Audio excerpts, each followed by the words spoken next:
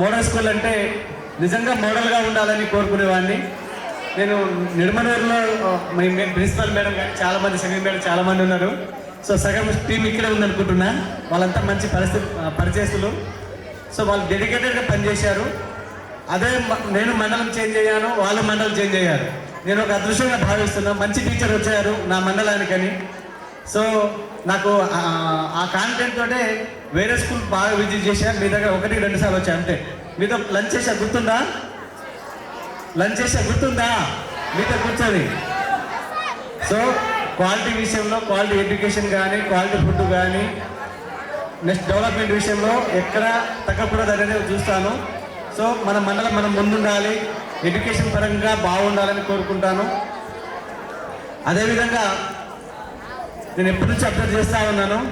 Actually PMC scheme కింద జిల్లాలో ఎన్నో స్కూళ్ళు టూర్కి వెళ్ళారు, కానీ మీ అంత మంచి టూర్ ఎవరు తీసుకెళ్ళలేదు. సో మిమ్మల్ని అప్రిషియేట్ చేస్తున్నాను. రామాజీ నుంచి వెళ్ళారు కదా,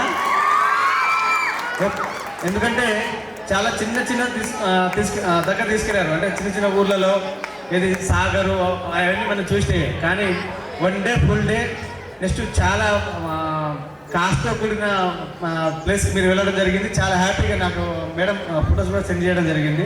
సో నేను కూడా ఆ రోజు అనుకున్నా ఏదైనా చిన్న ఛాన్స్ ఉంటే మీతో రావాలని, కానీ నాకు ఆ రోజు బిజీ షెడ్యూల్లో రాలేకపోయినా. కానీ మీరు మంచిగా హ్యాపీగా క్షేమంగా వస్తే చాలా అనుకున్నాను. థ్యాంక్ యూ మీ అందరికీ. ఎందుకంటే మన మోడల్ స్కూల్ అంటే